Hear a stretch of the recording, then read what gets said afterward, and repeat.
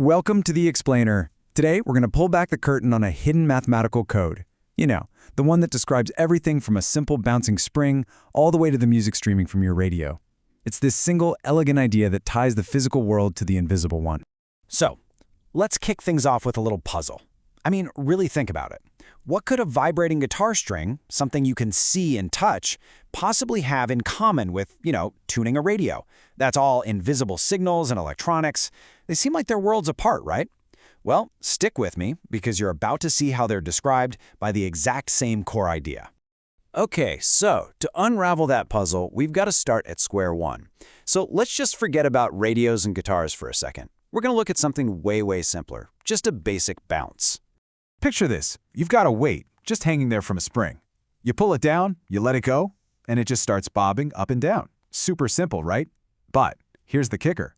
What if we wanted to predict exactly where that weight would be at any given moment in time? Well, to do that, we have to get a handle on all the forces that are pushing and pulling on it. So in this little drama, there are really three main characters on stage. First up, you've got the restoring force. That's just the spring itself, constantly trying to yank the weight back to where it started. Then you've got the damping force. Think of this as air resistance or friction. It's anything that's trying to slow the whole thing down. And last, you have a potential guest star, an external force. This could be, your hand, giving it a little nudge every so often to keep it going. All right, and this is where it gets really cool. We can actually take this whole physical setup, the weight, the spring, the friction, any outside pushes, and boil it all down, translate it into one single mathematical sentence. An equation that tells the entire story of the system. Now, I know that looks a little scary, but don't let the symbols freak you out. This equation is actually just telling a story, piece by piece. That first term, that's just its mass and acceleration, its inertia. The second one, that's the damping we talked about. The third part is all about the spring's stiffness. And see what it all equals? Our external force. Every single one of those physical forces we just talked about, boom, it has its own little spot right here in the equation. So what happens if we just take that external push out of the picture and let the spring do its own thing? Well, it turns out the way the system behaves, its personality, if you will, all comes down to how much damping, how much friction is involved. And we see three classic patterns emerge. First up, if you've only got a tiny bit of friction, you get what we call underdamped motion. The weight bounces back and forth, but each bounce is just a little bit weaker than the one before it until it finally, gracefully, comes to a stop. Honestly, this is the kind of oscillation you see most often out in the real world. Okay, but what if you dial in the perfect amount of damping? Not too much, not too little. Then you get something called critically damped motion. This is the absolute sweet spot. The weight just glides back to its resting spot as fast as it possibly can, without ever overshooting or bouncing. A perfect example, a really good shock absorber in a car. That's exactly what it's designed to do. And then, of course, there's the other extreme. What if there's way too much damping? I mean, imagine that spring is trying to move through a vat of thick honey. The system is overdamped.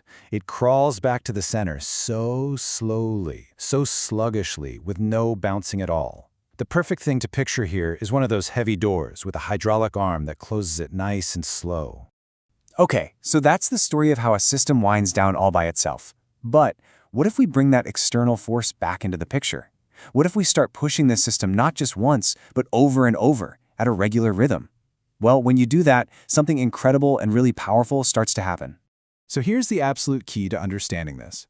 Every system that can oscillate, and I mean everything, from our little weight on a spring to a massive skyscraper, has what's called a natural frequency. It's the frequency it wants to vibrate at. And if you start pushing it with an external force that perfectly matches that natural frequency, well, that's when you get resonance. It's a simple recipe, really. The system has its own vibe, its natural frequency. You come along and start pushing it at that exact same frequency. All of a sudden, the energy you're adding has nowhere to go but into the system. Each push pumps in more energy than friction can bleed away, and the oscillations, they just get bigger and bigger. The best way to picture this? Pushing a kid on a swing. You time your pushes just right, and they go higher and higher. It's the exact same principle. But apply that same idea to wind hitting a bridge at its natural frequency, and you can get some seriously catastrophic results. So we've got this incredibly powerful equation that perfectly describes a mechanical system. We understand how it settles down, we understand resonance, so now it's time to finally connect all the dots and get back to our original puzzle. What in the world does any of this have to do with a radio? And here it is, the big reveal. On the left, you've got our trusty spring equation. And on the right, that's the equation for a basic electrical circuit. Just look at them. They are mathematically identical. It's wild. The part that represents mass in the spring system, that corresponds perfectly to something called inductance in the circuit. The damping, or friction, that's just electrical resistance. And the spring stiffness, that's related to capacitance. It is literally the same blueprint, just describing totally different things. And that is the answer to our puzzle. When you turn that dial on a radio, what are you actually doing? You're changing the circuit's properties, its capacitance or inductance. You are literally changing its natural frequency. You're tuning it until the circuit's natural frequency perfectly matches the broadcast frequency of the station you want to hear. At that point, bam, resonance kicks in. The signal from that one station gets massively amplified and all the others are just ignored. So the big takeaway here is that this one equation is like a universal blueprint. It's not just about springs and radios. It's the same math that describes the vibration of a guitar string, the dangerous swaying of a bridge in the wind, and even approximations of planetary orbits. It's this fundamental pattern that's just woven into the very fabric of our physical world. And that really just leaves you wondering, right? Where else is this incredible pattern hiding right in plain sight?